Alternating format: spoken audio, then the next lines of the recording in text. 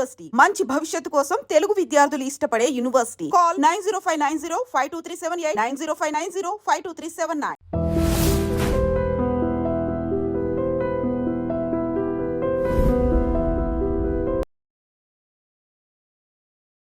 Hi, welcome to I dream.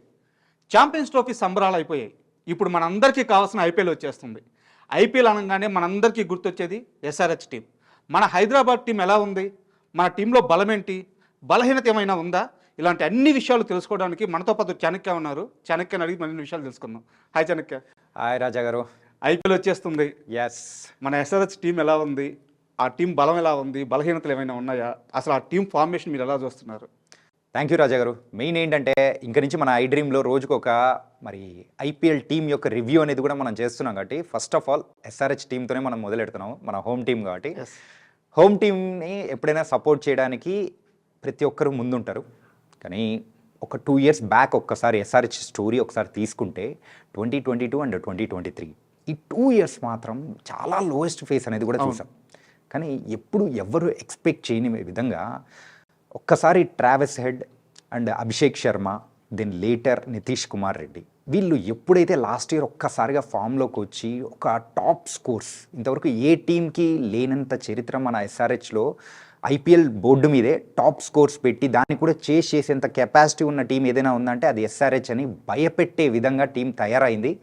And ఈసారి అయితే 2025లో complete ఒక 2024 ఫార్మెట్కి కావాల్సిన టీంని మాత్రం వేలం నుంచి కావ్యమారన్, సో టీం అంతా అక్వైర్ చేసుకున్నారు. మరి కోచ్ దగ్గర నుంచి and batting, bowling and allrounders విషయంలో కూడా చాలా వరకు స్ట్రెంథనింగ్ చేసుకున్నారు. అదే ఒక్క విషయంలో మాత్రం కొంచెం డౌట్ఫుల్గా అనిపిస్తుంది. ఏమైనా కానీ మరి టాప్ ప్లేయర్స్ ఎవరైనా కానీ మరి పాస్ట్లో ఉన్న ప్లేయర్స్ వాళ్ళు కూడా చెప్తుంది ఏంటంటే ఫిఫ్త్ అండ్ సిక్స్త్ ఆ పొజిషన్లో వచ్చే బ్యాట్స్మెన్స్ విషయంలో ఎస్ఆర్హెచ్ కొంచెం ఫికిల్ అవుతుంది.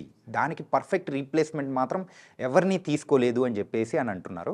మరి అదొక్కటే కన్సర్న్ తప్ప మిగతా అన్ని స్పాట్స్ టాప్ 12లో తీసుకున్నామంటే అన్ని స్పాట్స్కి సరిపడే ప్లేయర్స్ అయితే మన ఎస్ఆర్హెచ్ టీంలో ఉన్నారు. ఆ డీటెయిలింగ్లోకి వెళ్దాం చాణక్య. ఇప్పుడు మనం మామూలుగా అయితే మీరు అన్నట్టు గత కొన్ని సంవత్సరాల క్రితం చూస్తే ఎస్ఆర్హెచ్ బ్యాటింగ్ ఆర్డర్ చాలా బలహీనంగా ఉండేది. రైట్. చాలా తక్కువ స్కోర్లు, బౌలింగ్ మన బలం 140, 130 ఇది మన స్కోర్లు. అట్లాంటిది ఒక్కసారిగా లాస్ట్ ఇయర్ నుంచి 250, 260, 270 ఇలా వెళ్ళిపోయింది మన స్కోర్లు. అండ్ పవర్ ప్లేలో చూసుకున్నట్టయితే ఫస్ట్ 6 ఓవర్స్లోనే 100 runs, 120 runs కూడా కొట్టిన సందర్భాలు ఉన్నాయి. సో ఇది ఒక పెద్ద అచీవ్మెంట్ అనమాట. ముఖ్యంగా కావ్యమారన్ ఆమె ప్లానింగ్ కానీ ఎగ్జిక్యూషన్ కానీ అదిరిపోయినాయి. సో లాస్ట్ ఇయర్ మనకు ఆక్షన్ జరిగింది, బట్ మధ్యలో ఛాంపియన్స్ ట్రోఫీ వచ్చింది. మనం అంతా ఈ ఆక్షన్ ఇదంతా కాస్త మర్చిపోయి ఉండొచ్చు. సో మనం ఫస్ట్ నుంచి వద్దాము. ఓకే. ఎస్ఆర్హెచ్ రిటర్న్ చేసుకున్న ప్లేయర్స్ ఎవరెవరు, ఆ ప్లేస్మెంట్స్ ఏదో ఒకసారి చెప్పండి. ఎస్. ట్రావెస్ హెడ్ మీద మరి లాస్ట్ ఇయర్ చేసిన పర్ఫార్మెన్స్తో తన మీద టీం అయితే కంప్లీట్ నమ్మకం అనేది కూడా పెట్టింది. సో తననైతే ఎటు పరిస్థితిలో కూడా వదులుకోకూడదని కూడా టీం ఖచ్చితంగా ఒక సంకేతాలు ప్రీవియస్గానే ఇవ్వడంతో దానికి తగ్గట్టు ట్రావెస్ హెడ్ని తీసుకుంది.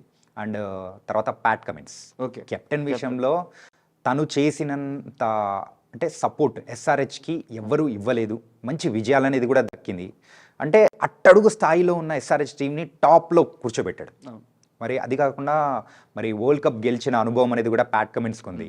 ఎలాంటి సందర్భంలో అయినా కానీ టీం స్వరూపాన్ని అంటే ప్రత్యర్థుల్ని బోల్టా కొట్టించగల ఒక ఎత్తులు మరి ప్యాట్ కమిన్స్ కూడా చక్కగా తెలుసు కాబట్టి తననైతే కెప్టెన్గా మరి అయితే రిటైన్ చేసుకున్నారు. ఇంకా మెయిన్గా మాట్లాడుకోవాల్సింది అభిషేక్ శర్మ. అండ్ అభిషేక్ శర్మ గురించి మనం ఎంత మాట్లాడుకున్నా తక్కువే. అండ్ లాస్ట్ ఇయర్ మరి టాప్ ఓపెనింగ్ పార్ట్నర్షిప్ విషయంలో Travis Head and Abhishek Sharma వీళ్ళిద్దరి దగ్గర నుంచి వచ్చినంత సక్సెస్ఫుల్ ఓపెనింగ్ పార్ట్నర్షిప్ ఏ టీంలో లేదు. అండ్ రికార్డ్ బ్రేకింగ్ అనేది కూడా వాళ్ళ దగ్గర ఉంది. అంటే ప్రత్యర్థులు ఎవరైనా కానీ బౌలింగ్ వీళ్ళకి వేయాలంటే అరే బౌండరీ బయటకు వెళ్ళిపోతుంది, ఏ బాల్స్ వేసినా కానీ ఎట్టే వేసినా కానీ కొడతారు అని చెప్పేసి డిసైడ్ అయిపోయేంత మైండ్ సెట్కి తీసుకొని వచ్చేసారు. మెయిన్గా వీళ్ళ ముగ్గురిని తీసుకున్నారు. తర్వాత నితీష్ కుమార్ రెడ్డి విషయంలో అయితే టీం నమ్మకం పెట్టింది. ఇన్ఫ్యాక్ట్ తనను వేలంలో వదిలిపెట్టేస్తే 6 కోట్లు కాదండి, సుమారు తనకైతే 16 కోట్లు వచ్చినా కానీ ఆశ్చర్యపోవాల్సిన అవసరం లేదు.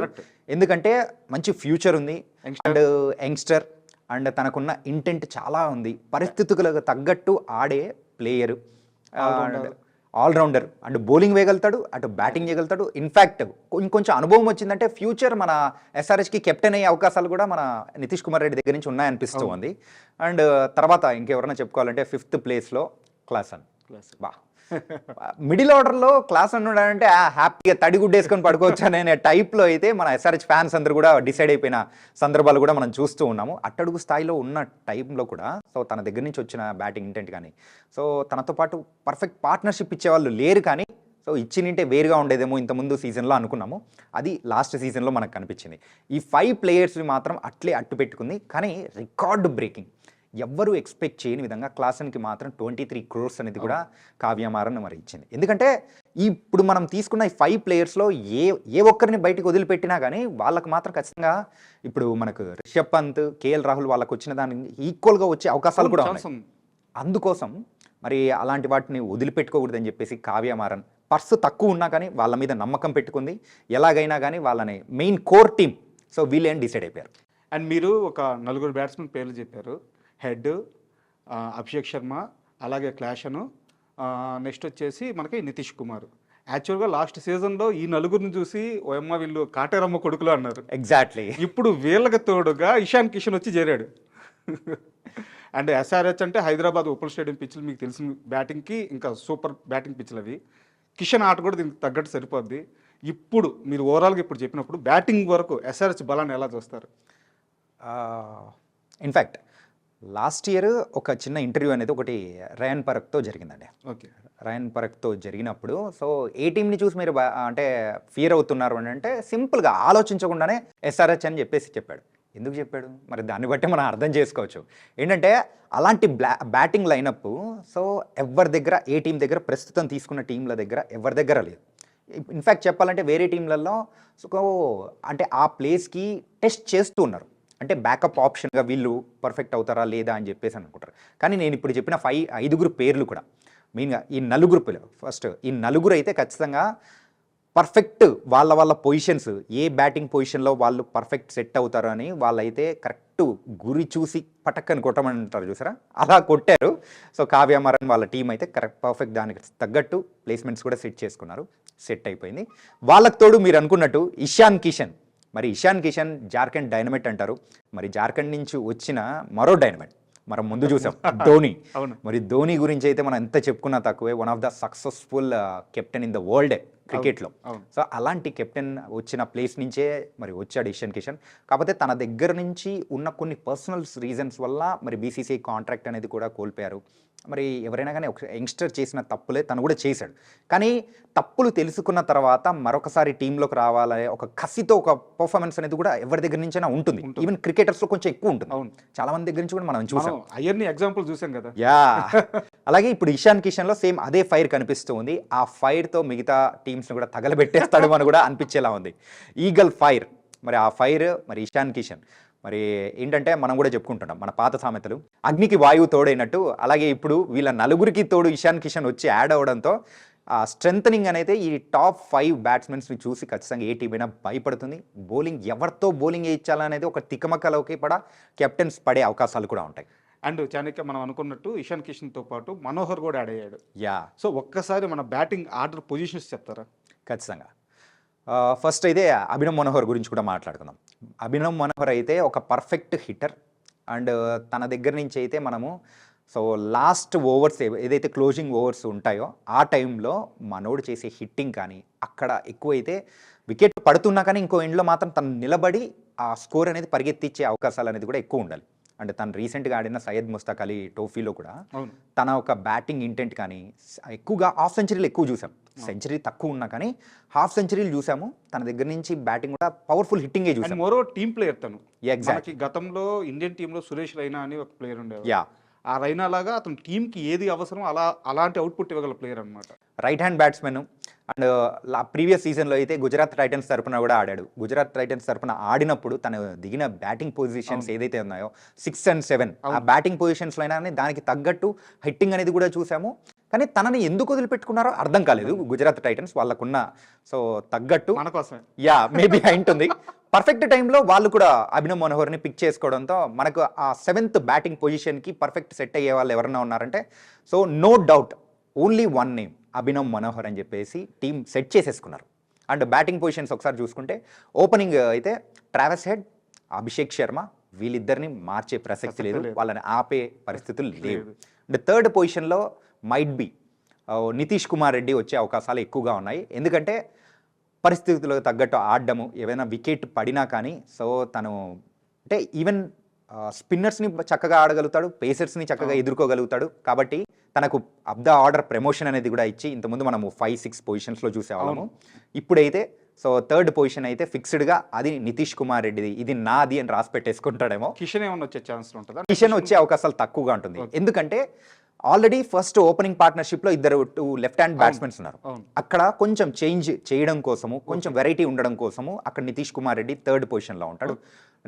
ఇషాన్ కిషన్ అయితే ఖచ్చితంగా ఫోర్త్ పొజిషన్లో ఉంటాడు. Okay, so fourth position and fifth పొజిషన్కి వచ్చేటప్పటికి అండ్ క్లాసన్ తర్వాత మరి సిక్స్త్ పొజిషన్లో మనం ముందుగానే అనుకున్నాం ఏంటంటే మన ఎస్ఆర్హెచ్ లూప్ హోల్ అయితే ఏదో ఒకటి ఉంది అని అనుకున్నాం. అదే ఒక సిక్స్త్ బ్యాటింగ్ పొజిషన్ అనమాట.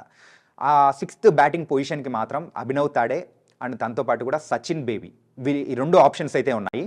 అండ్ వీళ్ళిద్దరు ప్రీవియస్గా ఆడిన మ్యాచెస్ అనేది కూడా ఒక్కసారి గమనిస్తే ఎక్కువగా అనుభవం ఉండేది Sachin Baby. He's an 36 years old and కేరళకి చెందిన బ్యాట్స్మెన్. తనైతే ఆడగలుగుతాడనే ఒక నమ్మకం, అంటే ప్రీవియస్గా ఎస్ఆర్హెచ్ టీంకి ఆడాడు కాబట్టి సో తనని ట్రై చేసే అవకాశాలు కూడా ఉండొచ్చు. తనతో పాటు కూడా అభినవ్ తాడేని కూడా మరి ఆడించే అవకాశాలు కూడా ఉన్నాయి. ఏంటంటే అక్కడ ఉన్న పిచ్కి అనుకూలానికి తగ్గట్టు అక్కడ వాళ్ళిద్దరిలో ఎవరో కొన్ని పిక్ చేసుకుంటారు. సెవెంత్ పొజిషన్కి వచ్చేటప్పటికి మనం అనుకున్నాము ఇందాకే హిట్టర్ అభినవ్ మనోహర్ సెవెంత్ పొజిషన్కి వస్తాడు. దెన్ లేటర్ 8th పొజిషన్లో మరి ప్యాట్ కమిన్స్ వస్తాడు. అండ్ ప్యాట్ కమిన్స్ తర్వాత మిగతా వాళ్ళు ఉంటారు. మిగతా వాళ్ళ గురించి ఇప్పుడు నేను మాట్లాడతాను. ఎగ్జాక్ట్లీ. అండ్ ఇప్పుడు దాకా మనం ఒక బ్యాటింగ్ ఆర్డర్ చూసాము. అండ్ బ్యాటింగ్ ఆర్డర్లో మనకి మనోహర్ కానీ లేకుంటే కిషన్ కానీ కొత్తగా బై చేసిన వాళ్ళ పేర్లు వచ్చేసినాయి అనమాట. అండ్ బౌలింగ్ విషయానికి వస్తే ఫస్ట్ మనం బౌలింగ్ డిపార్ట్మెంట్కి వెళ్ళే ముందు మనకి ఆక్షన్లో కొన్న బౌలర్స్ గురించి మాట్లాడుకుందాం. ఖచ్చితంగా మనకి అద్భుతంగా డైనమిక్ ఒక బౌలర్ దొరికాడు, షమి. ఎగ్జాక్ట్లీ. అండ్ ఈ ఛాంపియన్స్ ట్రోఫీలో షమి ఎంత ఫామ్లో ఉన్నారో చూసాము. అలాగే షమితో పాటు ఇంకో బౌలర్ జంపర్ని తీసుకున్నారు. మన బౌలింగ్ ఆర్డర్ ఎలా ఉంది? బౌలింగ్ ఆర్డర్ ఫస్ట్ మనమైతే పేసెస్ గురించి మాట్లాడుకుందాం. మెయిన్గా షమి గురించి మాట్లాడుకోవాలి. షమి ఎంత సక్సెస్ఫుల్ బౌలరో మనం ప్రత్యేకంగా చెప్పుకోవాల్సిన అవసరం లేదు. అండ్ ఈవెన్ మహమ్మద్ షమి కోసము అక్కడ అవతలున్న టీమ్స్ చాలామంది కూడా వేలంపాట్లో పోటీ పడ్డారు. సో కేకేఆర్ కానీ అండ్ దాంతోపాటు లక్నో వీళ్ళందరూ కూడా పోటీ పడ్డారు. అయినా కానీ అక్కడ లాస్ట్ 10 crores ఇస్ ఫైనల్ అని చెప్పేసి ఒక్కసారిగా ఎస్ఆర్హెచ్ బోర్డు ఎత్తేటప్పటికి కావ్యమారన్ అక్కడ ఎవరి దగ్గర నుంచి ఆన్సర్ రాలేదు. అంటే అక్కడ ఎందుకు మిగతా వాళ్ళు పోటీ పడలేకపోయారంటే ఒక సక్సెస్ఫుల్ బౌలర్ గురించి మహమ్మద్ షమి ఒక ఫిట్నెస్ విషయంలో అందరికీ ఒక కన్సర్న్ అనేది కూడా ఉంది. అంటే ఫిట్గా ఉంటాడా లేదా, కంప్లీట్గా సీజన్ మొత్తానికి అంటే ఈ 14 మ్యాచెస్కి కంప్లీట్గా తను అందుబాటులో ఉంటాడా లేదా అనేది ఒక క్వశ్చన్ మార్క్ అనేది రైజ్ అవుతుంది. ఇన్ఫ్యాక్ట్ మనము ఛాంపియన్స్ ట్రోఫీ ముందు కూడా మనం చూసాం. షమి ఒక కన్సర్న్స్ అనేది కూడా మనం చూసాము. ఇంజురీ కన్సర్న్స్ అనేది కూడా తను వస్తాడా రాడా అనేది ఒక డైలమోలో కూడా ఉండింది. కానీ దానికంటే ముందు తనైతే మ్యాచెస్ అనేది కూడా ఆడాడు. సో డొమెస్టిక్ లెవెల్లో మన దగ్గర ఆడాడు. సో మంచి పర్ఫార్మెన్స్ చూపించినా కానీ అక్కడ రన్అప్ విషయంలో మాత్రం ఆ రన్నింగ్ విషయంలో ఎక్కడో కొంచెం తడబాటు కనిపిస్తుంది. ఇంతకుముందు ఉన్నంత వేగం కనిపించలేదు అని ఒక క్వశ్చన్ మార్క్స్ అనేది కూడా వచ్చాయి. అందుకోసం వేరే వాళ్ళు అంతగా పోటీ పడలేదు. అండ్ ఈ మొహమ్మద్ షమీని తీసుకున్నప్పుడు కూడా చాలా టీమ్స్ ఎస్ఆర్హెచ్ మీద ఒక రకంగా అనుకుంటాయి, ఒక ఇంజురీ ప్లేయర్ మీద పెట్టారేంటి అని చెప్పేసి కూడా అనుకో. కాకపోతే షమి యొక్క పర్ఫార్మెన్స్ గురించి తెలుసు. ఒక్కసారి తనైతే లయన్ దక్కున్నాడంటే ఎలాంటి పవర్ఫుల్ బౌలరా తెలుసు. మరి అక్కడ బ్యాటింగ్ విషయంలో అందరూ కూడా ఒక ఫైర్లా ఉన్నప్పుడు బౌలింగ్ విషయాన్ని కూడా స్ట్రెంథనింగ్ చేసుకుంటారు. అవును, అలాంటి స్ట్రెంథనింగ్ చేయడంలో మన దగ్గర ఉన్న భువనేశ్వర్ని మనం వదిలిపెట్టుకున్నాం. సో దానికి పర్ఫెక్ట్ రీప్లేస్మెంట్ కావాలని బోర్డు మీద ఖచ్చితంగా ఒక ప్రెషర్ అనేది కూడా ఉంటుంది ఈ కావ్యమారన్ వాళ్ళ మీద. అలాంటి ప్రెషర్ ఉన్నప్పుడు వాళ్ళకు పర్ఫెక్ట్ టైంలో దొరికాడు Mohammed Shami best option, perfect option. అలాగే ఇంకో bowler Adam Zampa. Exactly. Spinner, leg స్పిన్నర్ని తీసుకున్నాం. ఆడమ్ జంపా వచ్చేసి వరల్డ్ క్లాస్ స్పిన్నర్ అనమాట. ఇండియా పిచ్చులకి అతని బౌలింగ్ పర్ఫెక్ట్గా సరిపోద్ది. సో జంపాకి ప్లేయింగ్ లెవెల్లో ఛాన్స్ ఉండొచ్చా? ఖచ్చితంగా ఉండొచ్చండి. ఎందుకంటే అక్కడ మనకు 4 ఫారెన్ ప్లేయర్స్ని మనం తీసుకోవాలి. సో అందులో 3 టాప్ ఆర్డర్లో వచ్చేస్తారు. అంటే ఒకరు వచ్చి ప్యాట్ కమిన్స్, ఇంకొకరు వచ్చి హెడ్ క్లాసన్. కాకపోతే ఇంకొక బౌలింగ్ ఆప్షన్కి మాత్రం ఖచ్చితంగా ఆడమ్ జాంపాని ఫిట్ చేసే అవకాశాలు ఎక్కువగా ఉన్నాయి. ఎందుకంటే అక్కడ మనకు కేవలం బౌలింగ్లో పేస్తో పాటు స్పిన్ డిపార్ట్మెంట్ని కూడా స్ట్రాంగ్ చేయాలి. అలాంటి స్ట్రాంగ్ చేయాలి కాబట్టి పేస్ బౌలింగ్ డిపార్ట్మెంట్లో మహమ్మద్ షమీ మీద ఎంత భుజాల మీద వేస్తారో అలాగే ఇక్కడ స్పిన్ బౌలింగ్ డిపార్ట్మెంట్లో మెయిన్గా మన వాళ్ళు ట్రస్ట్ చేసేది ఆడమ్ జాంపా పైన. ఎందుకంటే ఒక ఎక్స్పీరియన్స్ ఉంది అండ్ ట్రాక్కి తగ్గట్టు వికెట్లు ఎలా తీయాలో తెలిసిన ఒక మెచ్యూర్డ్ బౌలర్. తన దగ్గర తన ట్రాక్ రికార్డ్ చూసాము, వికెట్స్ చూసాము. ఇండియన్ పిచెస్ మీద ఎక్కువగా మనము ఆడేది స్పిన్ పిచెస్ మీద మన చూసాం, చెన్నై పిచెస్ మీద కానీ కొన్ని పూణే పిచెస్ మీద కానీ ఢిల్లీ కానీ ఇలాంటి పిచెస్ మీద తను ఎఫెక్టివ్గా కనిపిస్తాడు. కాబట్టి తనైతే ఒక ఇంపాక్ట్ సబ్ ప్లేయర్గా తీసుకునే అవకాశాలు మాత్రం ఉండే అవకాశాలు ఉంటుంది. అండ్ అలా కేవలం బౌలింగ్ విషయంలోనే కాదు, బ్యాటింగ్ విషయానికి వచ్చేటప్పటికి తన దగ్గరికి బ్యాటింగ్ వచ్చినప్పుడు కూడా సో బ్యాట్తో కొంచెం అటో ఇటో చేసి ఒక 10 రన్స్ అయినా రాబట్టగల కెపాసిటీ ఉన్న ఒక బౌలింగ్ బ్యాట్స్మెన్. ఆ విషయంలో ఆడమ్ జాంపాను కూడా మనం తీసుకోవచ్చు. అండ్ షమీ జంపాతో పాటు ఇంకో సర్ప్రైజ్ పిక్ వచ్చేసి హర్షల్ పటేల్. ఎగ్జాక్ట్లీ. అండ్ హర్షల్ పటేల్ వచ్చేసి కొంచెం ఎక్కువ రన్స్ ఇస్తారు కానీ ఎప్పుడు కూడా పర్పుల్ క్యాప్ లిస్ట్లో తను ఎప్పుడు కాంపిటేటరే. లాస్ట్ ఇయర్స్లో ఒక 2 times ఏదో అతను పర్పుల్ క్యాప్ విన్నర్ అని అనుకుంటాను, సబ్జెక్ట్ టు కరెక్షన్. సో అలాంటి హర్షల్ పటేల్ పిక్ చేసుకున్నప్పుడు మనకు ఒక అడిషనల్ లాభం ఉంటుంది అనమాట. అదేంటంటే సీజన్ సగం అయిపోయిన తర్వాత పిచ్లన్నీ స్లో అయిపోతాయి. హర్షల్ పటేల్ నుంచి స్లో బాల్స్ అద్భుతంగా వేస్తాడు అనమాట. సో దానికోసం పిక్ చేసుకున్నారా? హర్షల్ పటేల్ ఎకనామికల్గా కొంచెం ఎక్కువైనా సరే వికెట్ టేకర్ అని తీసుకున్నారా? మెయిన్గా Harshal Patel purple cap holder, మీరు అన్నట్టు 2 times పర్పుల్ క్యాప్ హోల్డర్. ఆ పిచెస్ సెకండ్ హాఫ్లో తనున్నంత ఎఫెక్టివ్గా వేరే వాళ్ళు తక్కువ ఉంటారు. ఎందుకంటే మీరు అన్నట్టు ఆ స్లో డెలివరీస్ వేయడం కానీ అంటే మెయిన్గా ఫింగర్స్ని రోల్ చేసే విషయంలో కానీ సో ఇలాంటి విషయంలో ఎక్కువ ఎఫెక్టివ్గా హర్షల్ పటేల్ ఉంటాడు. మన లాస్ట్ ఫైనల్ డెత్ ఓవర్స్ విషయానికి వచ్చేటప్పటికి మనం ఏం చేస్తూ ఉంటారు, బౌలర్స్ అనే వాళ్ళలో ఉన్న కొంచెం పట్టు అనేది తగ్గిపోతుంది. కానీ అప్పుడు టెక్నిక్ యూస్ చేయాలి. ఒకవేళ సన్ అంటే మనము ఫస్ట్ 3:30 మ్యాచ్ ఆడుతున్నప్పుడు అక్కడైతే కొంచెం హ్యూమిడిటీ అనేది కూడా ఉంటుంది, కొంచెం డ్రైన్ అయిపోయే అవకాశాలు ఉంటుంది. అలాంటి సందర్భంలో బౌలర్స్ ఎవరైనా కానీ ఆ స్పీడామీటర్ని తగ్గించుకుంటూ వస్తూ ఉంటారు. ఆ ఫింగర్స్ రోల్ చేసి స్లో డెలివరీస్ వేయాలని చూస్తుంటారు. ప్రీవియస్ సీజన్స్గా ఒకసారి గమనిస్తే స్లోవర్ డెలివరీస్తో వచ్చే వికెట్స్ అనే శాతం పెరిగింది. అలాంటి టైంలో ఖచ్చితంగా హర్షల్ పటేల్ ఎఫెక్టివ్ అయ్యే అవకాశాలు కూడా ఉన్నాయి. అందుకోసం మరి కావ్యమారన్ వాళ్ళు కూడా సో ఆ పొజిషన్లో ఏ బౌలర్ మనకు ఎఫెక్టివ్గా ఉంటారు అని అనుకుంటే ఆ టైంలో కనిపించింది హర్షల్ పటేల్. మన దుబాయ్ పిచెస్లో ఆడినప్పుడు తను తీసుకున్న వికెట్స్ ఇంతవరకు ఎవ్వరూ తీసుకోలేదు. కాబట్టి ఇంతకుముందు మన ఇండియన్ టీం అంటే ఇండియన్ పిచెస్ మీద ఆడుతున్నప్పుడు కూడా తను స్లో డెలివరీస్ కానీ సో చాలా ఎఫెక్టివ్గా పనిచేశారు. ప్రీవియస్గా మన ఇండియన్ టీంలో అడుగు పెట్టినప్పుడు కూడా కొంచెం తనకు తగ్గట్టు వికెట్స్ అనేది కూడా తీసాడు. ఆ ఎఫెక్టివ్నెస్ అనేది కూడా టీంలో తనకు తగ్గేలా చేశాడు.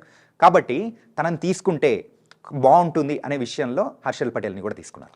అండ్ ఇప్పటిదాకా మనం బౌలింగ్ డిపార్ట్మెంట్కి వచ్చేసి కమిన్స్ గురించి మాట్లాడుకున్నాం, షమీ గురించి మాట్లాడుకున్నాం, హర్షల్ పటేల్ గురించి మాట్లాడుకున్నాం, జంపా గురించి మాట్లాడుకున్నాం. వీళ్ళు కాకుండా మనకి ఎక్స్ట్రాగా రాహుల్ చాహర్ ఉన్నారు, ఇంకో స్పిన్నర్. లాస్ట్ టైం చెన్నైకి బాగా బౌలింగ్ వేసిన సమర్జిత్ సింగ్ ఉన్నాడు.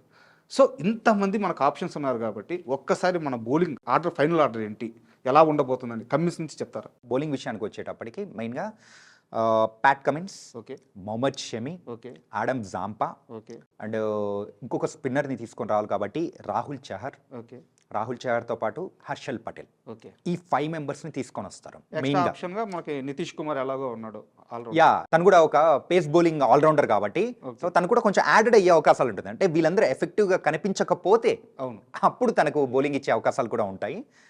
తన దగ్గర నుంచి కంప్లీట్ సేవలు మరి నిరూపించుకోవాలని SRH టీం అయితే డిసైడ్ అయిపోయారు. అండ్ చాలా ఇప్పుడు దాకా మనం బ్యాటింగ్ వైజు బౌలింగ్ వైజు వేరువేరుగా మాట్లాడుకున్నాము.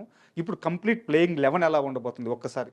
ప్లేయింగ్ 11 ఒకసారి మనం చూస్తే ట్రావిస్ హెడ్, దాంతోపాటు కూడా అభిషేక్ శర్మ వీళ్ళిద్దరు ఓపెనింగ్ చేస్తారు. అండ్ 3rd పొజిషన్లో అయితే నితీష్ కుమార్ రెడ్డి, అండ్ 4th పొజిషన్లో ఇషాన్ కిషన్. సో ఇషాన్ కిషన్ తర్వాత క్లాసన్ వస్తారు.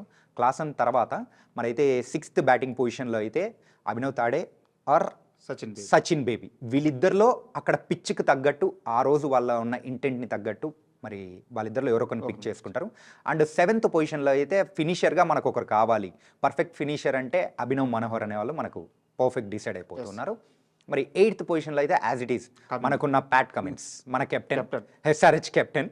సో దాని తర్వాత అయితే నెక్స్ట్ వస్తే హర్షల్ పటేల్, ఆడమ్ జాంపా తర్వాత మొహమ్మద్ షమీ, మొహమ్మద్ షమి. అండ్ వీళ్ళందరూ వచ్చారు కాబట్టి ఒక ఇంపాక్ట్ ప్లేయర్ విషయంలో మాత్రం ఒకరిని మాత్రం తీసుకుంటారు.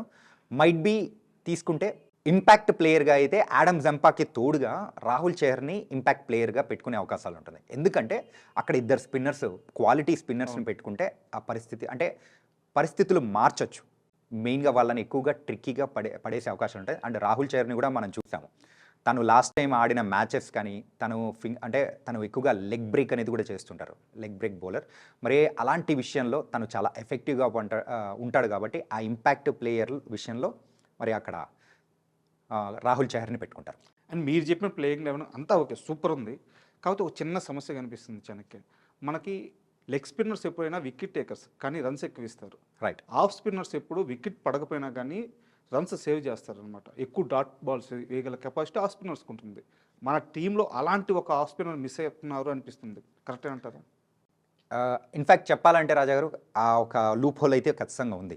ఏంటంటే ఒక లెగ్ బ్రేక్ బౌలర్ అండ్ ఇంకొకరు హాఫ్ బ్రేక్.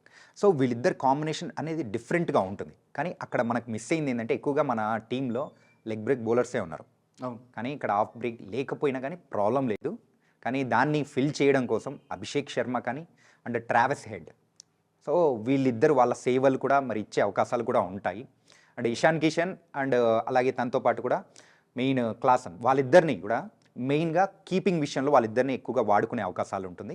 అండ్ ఒక పార్ట్ టైం బౌలర్లుగా అయితే ఎవరైతే ఎక్కువగా లెగ్ బ్రేక్ బౌలర్స్ మరి రన్స్ ఇస్తూ ఉన్న సందర్భంలో అభిషేక్ శర్మ వచ్చి సో తన వంతు పాత్ర ఒక మినిమం ఒక 2 ఓవర్స్ అయినా కానీ వేసి అక్కడ పరుగుల్ని కట్టడి చేసే అవకాశాలు మాత్రం ఉంటాయి.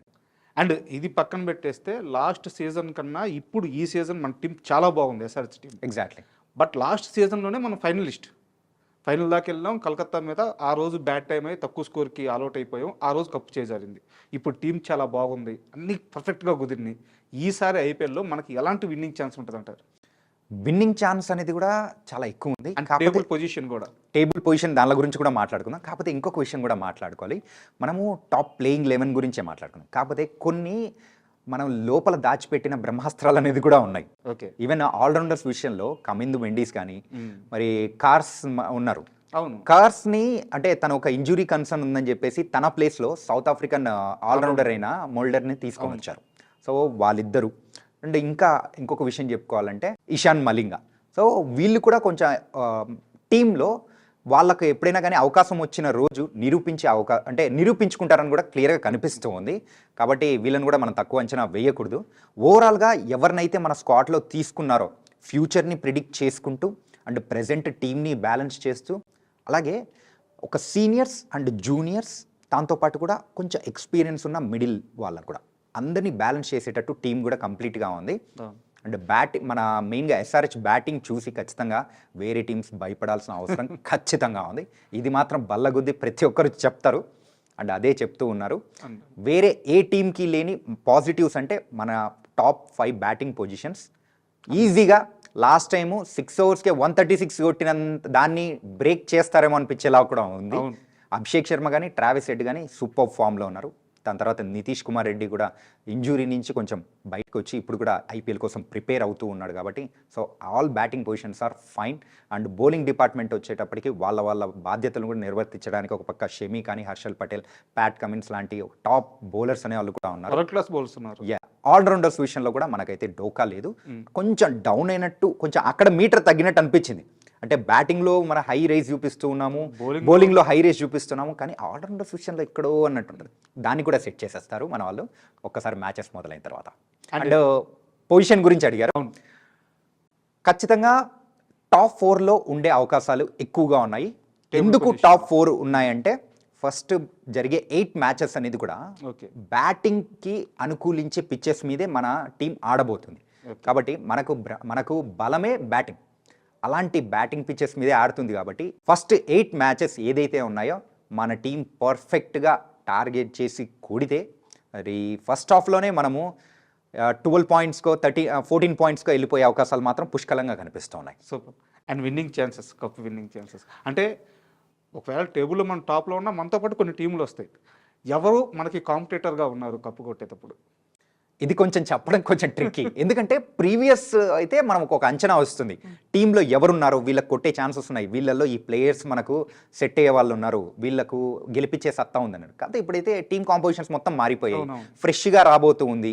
ఫ్రెష్గా రాబోతున్న సందర్భంలో ఎవరు నాడిస్తారు ఏంటి అనే విషయంలో మాత్రం వాళ్ళకు ప్లాన్స్ అనేది కూడా కొత్త ప్లాన్స్ వేసుకుంటూ రావాలి. కానీ ఈ ప్లాన్స్ వేసుకోకుండానే పాత ప్లాన్స్ని పర్ఫెక్ట్గా ఎగ్జిక్యూట్ చేసుకోవచ్చు అనే విషయంలో అయితే కేవలం 2 టీమ్స్ మాత్రమే పర్ఫెక్ట్గా ఉన్నట్టు అనిపిస్తుంది. ఒకటైతే SRH, ఇంకోటి అయితే M. ఓకే. అండ్ CSK విషయంలో కూడా కొంచెం ఫికిల్ కనిపిస్తుంది. కాకపోతే ఈ 2 టీమ్స్ విషయంలో మాత్రం వాళ్ళ కోర్ టీమ్ని అట్టి పెట్టుకున్నారు. అంటే మిగతా విషయంలో అయితే ఈ 2 టీంకి కొంచెం అడ్వాంటేజ్ అంటే కోర్ టీం ఉంది కాబట్టి సో దే కెన్ ముంబై నుంచి కాస్త మనకు కాంపిటీషన్ ఉండొచ్చు అంటారు. అలా అని చెప్పలేను రాజా గారు, ఎందుకంటే మన team batting, bowling and allrounders విషయంలో కూడా సో మిగతా వాళ్ళతో కంపేర్ చేసుకుంటే కప్ కొట్టే సత్తా ఎక్కువగానే ఉంది. And in fact last time miss అయిందేమో కానీ ఈసారి మిస్ అవ్వదు గురి, మిస్ అయ్యేదే లే